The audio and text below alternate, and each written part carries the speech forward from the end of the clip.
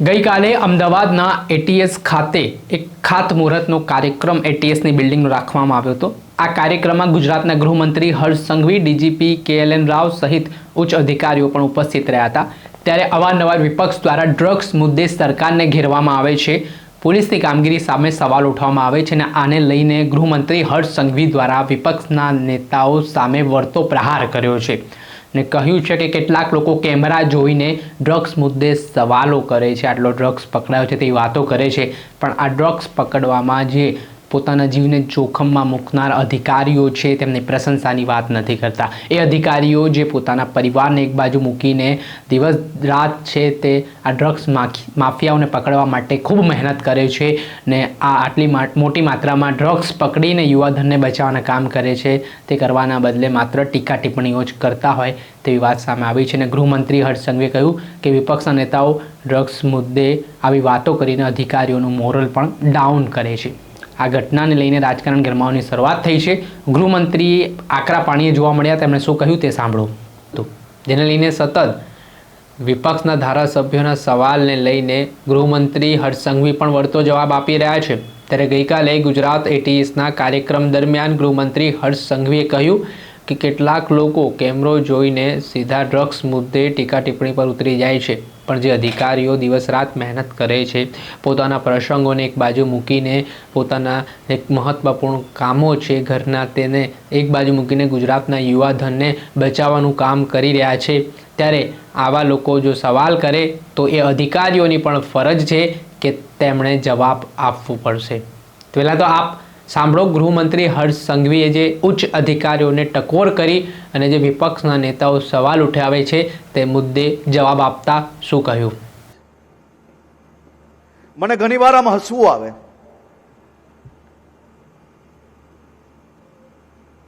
અનેક લોકો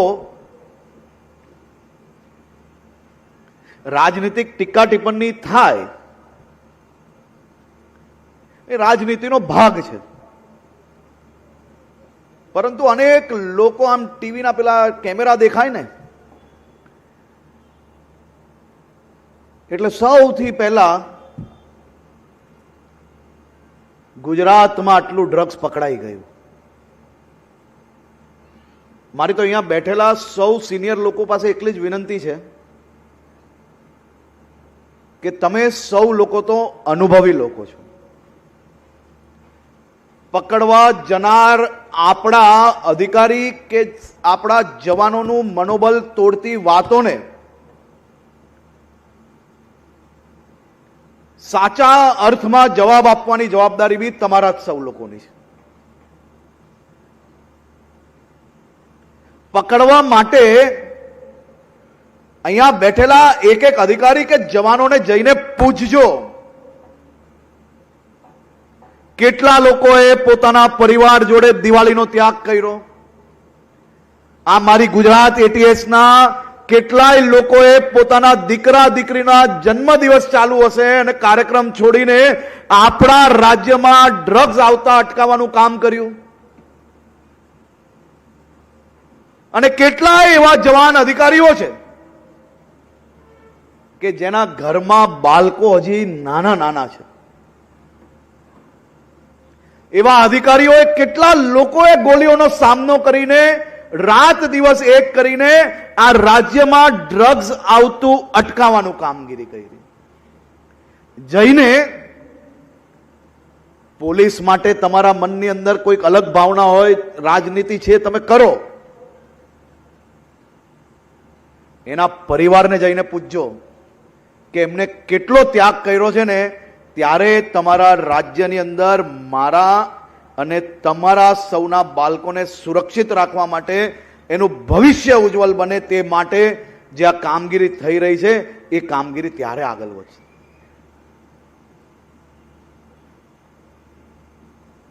ક્યારેય કોઈ એવું વિચાર્યું છે કે ગુજરાતની જે આપણી સીમા છે ત્યાંથી તો આપણે પકડવામાં સફળતા પ્રાપ્ત કરી જ છે, પણ આપણી જ આ એટીએસ દ્વારા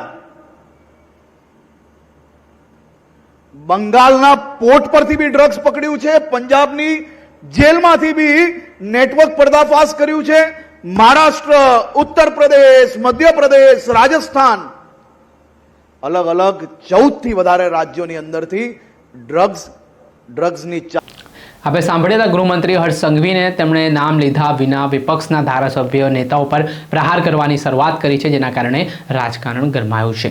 ત્યારે હવે જોવાનું રહ્યું કે આગામી દિવસોમાં બાબતે શું વિપક્ષના નેતાઓ પ્રતિક્રિયા આપે છે તે આવનારો સમય બતાવશે. દર્શક મિત્રો, આવા જ વિડીયો જોવા માટે મહામંથન મંતવ્ય ન્યૂઝ જોતા રહો.